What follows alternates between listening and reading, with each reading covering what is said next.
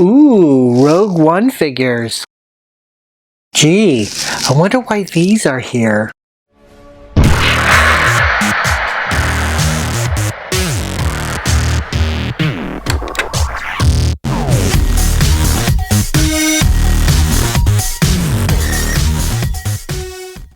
Hello, and welcome to Star Wars Obsessed Watching. In this episode, I will be talking about number 8 of Star Wars movies on my list from worst to best.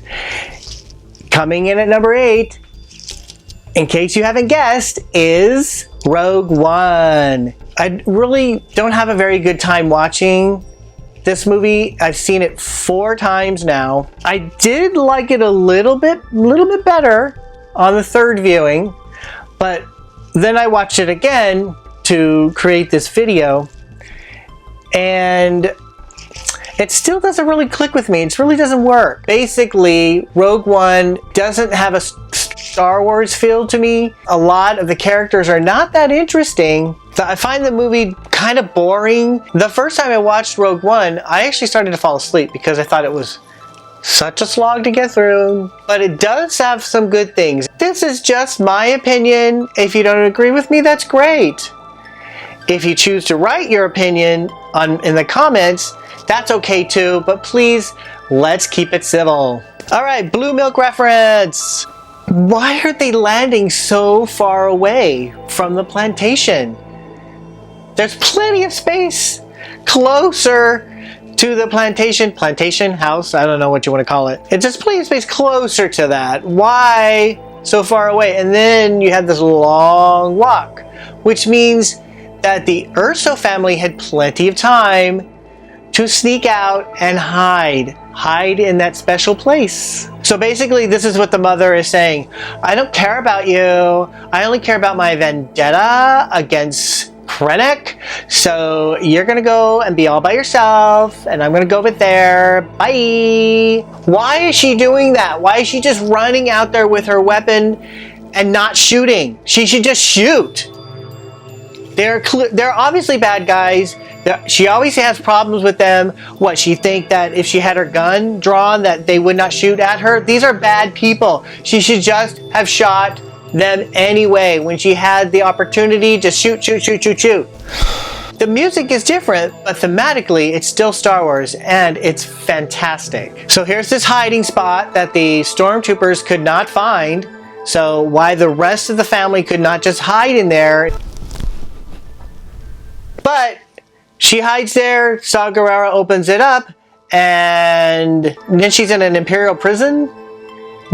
What happened all that time? What went on? Would be nice to know. How did she end up in the prison? Would be nice to know. What did she do with Saw Gerrera? Would be nice to know. Probably would have made the Jyn Erso character a little bit more interesting. Another planet? Jedi Temple. Very cool looking. Another planet? Wow, Jyn was being very ungrateful right there. They clearly went in and expressed that they were rescuing her, but she punches them and beats them up and then runs? Not cool, man. Congratulations. You are being rescued. See, now that's funny, but unfortunately, there's not that many. Another planet? Call back to Star Wars.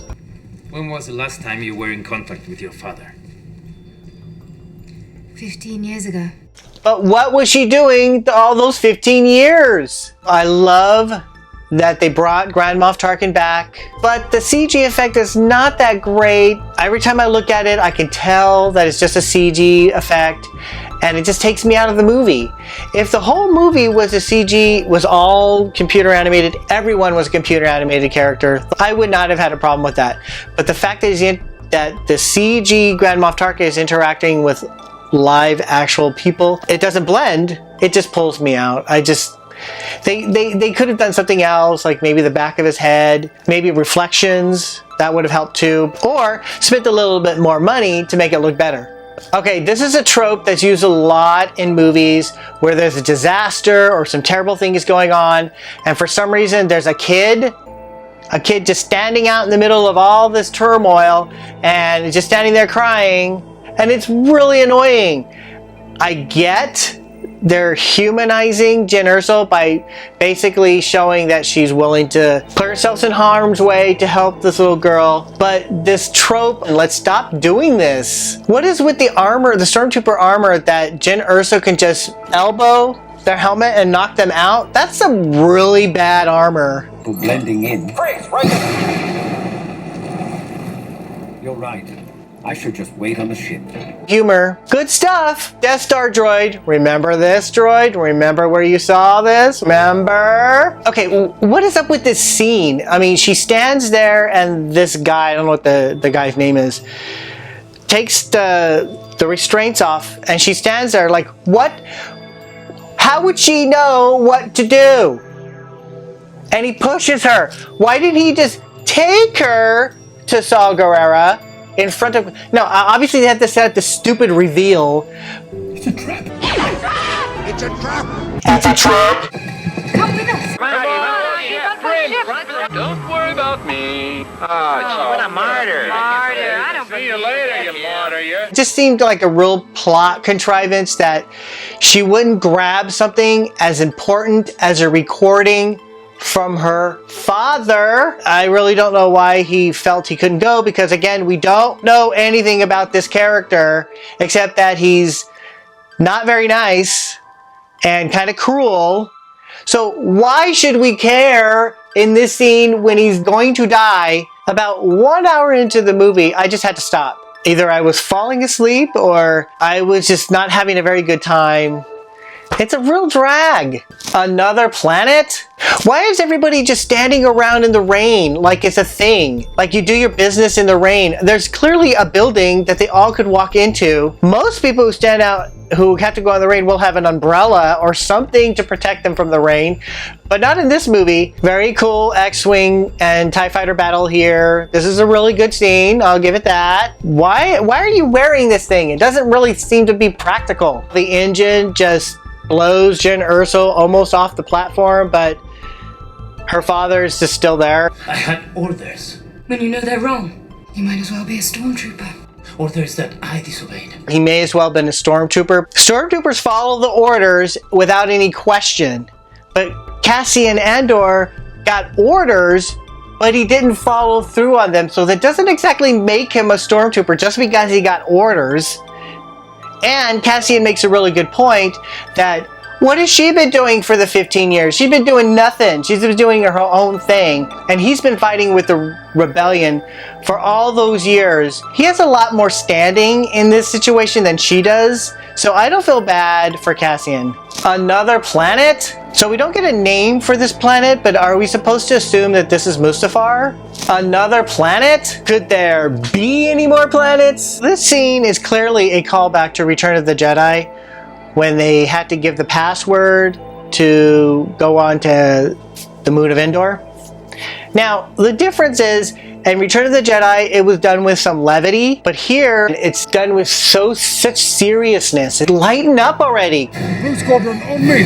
Copy, Blue Leader. Copy, Blue Leader. We won't have long. Debbie Downer. I love the space battle. It's fantastic. It's what we want in a Star Wars movie, right? Space battles. Why doesn't K2SO close and lock those doors, at least making it a little bit more difficult for the stormtroopers to get through? They introduce this blue leader character early on in the movie, and you see him several times with some scenes with dialogue. When I saw this, I thought, wow, is this going to be a very important character that will be pivotal to the story?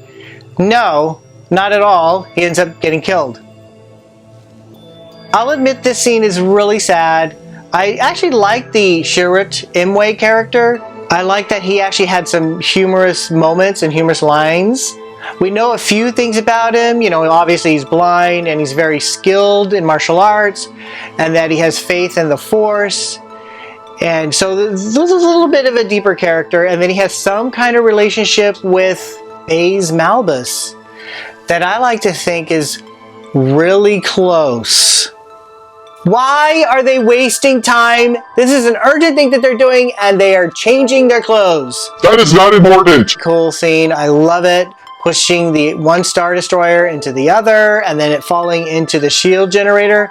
That's awesome. Here we have your cliche of the talking villain. Instead of just being the villain and shooting, what is he doing? Blah, blah, blah, blah, blah, blah, blah, blah, blah, blah, blah. This music during the destruction of Scarif is very good. It puts an appropriate mood in that scene. I'm really torn about this scene with Darth Vader because while it's really cool and it makes Darth Vader look very menacing and it shows off his amazing abilities, you know, the force push and the lift and the telekinesis and just grabbing things and his abilities with the lightsaber. It's amazing how it looks. It's just that Star Wars A New Hope follows it, and we don't see any of that in A New Hope. I mean, there's a scene where Darth Vader is lifting Captain Antilles and choking him. Why would he do that when he has the abilities of the Force and just use the Force to lift Captain Antilles and choke him out and then throw him away? We just saw that. It makes for a very inconsistent scene. It doesn't really connect with the movies. There's another example of that with Luke Skywalker in Return of the Jedi, but we'll get to that later. I love this ending scene with Princess Leia. I think it's wonderful. It's amazing. It's just not totally convincing with the CG effect. There's something off about it. I'm glad that it's very short. Well, there you go. How did you feel about my opinion of Rogue One? Did you agree with them? Did you not agree with them? Let me know in the comments below. Will the Star Wars movies get any better? I hope so, but you'll find out on the next episode of Star Wars Obsessed Watching. Now, if you're wondering why I have these, since I didn't particularly like Rogue One, these were only $1. They were $1 at Dollar Tree. So I figured, Star Wars action figures for $1. Gotta get them, right? I really like this art of Shirt Imwe.